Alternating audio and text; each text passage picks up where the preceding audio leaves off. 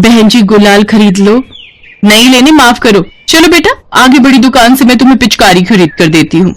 Uncle ले लो ना, सुबह से हमने एक भी पैकेट नहीं बेचा अंकल। अरे नहीं लेना बेटा, हटो आगे से। पिंकी रुक बिटिया, कोई बात नहीं, अगर वो नहीं खरीद रहे कोई और आ जाएगा।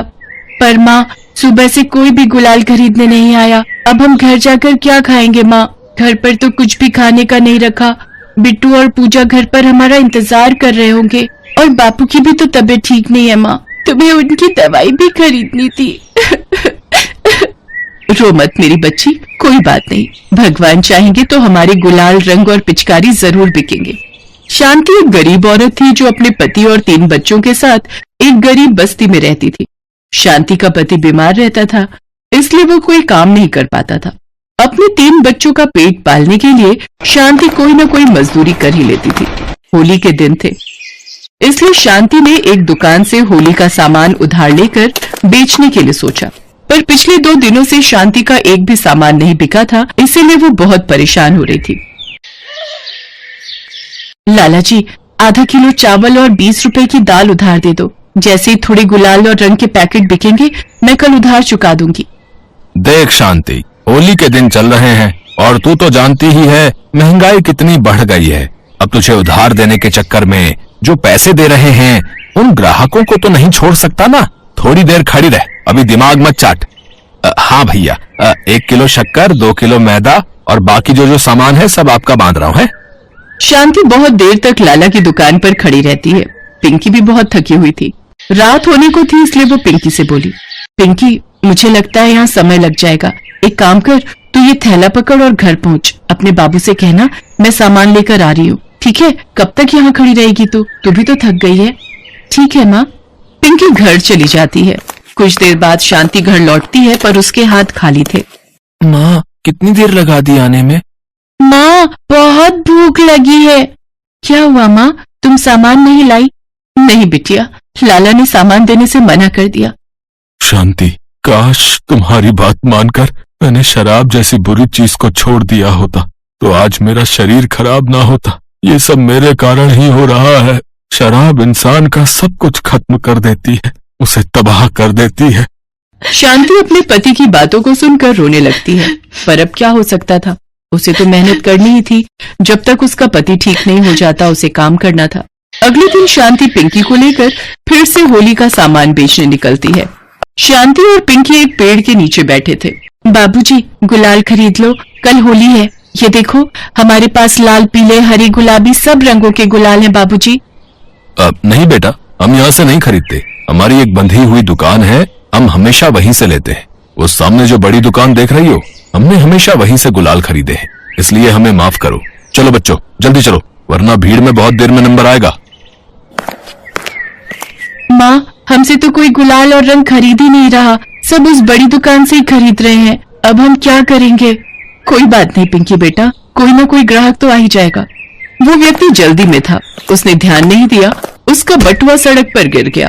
व्यक्ति बड़ी दुकान से सामान खरीदने लगा, तभी पिंकी उसके पास आई और उसे आवाज लगाने लगी, बाबूजी, बाबूजी।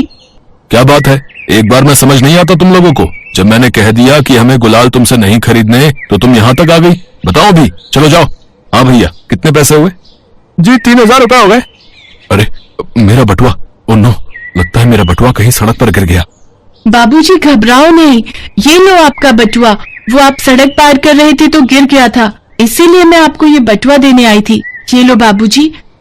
अच्छा मैं चलती हूँ, माँ मेरा इंतजार कर रही है।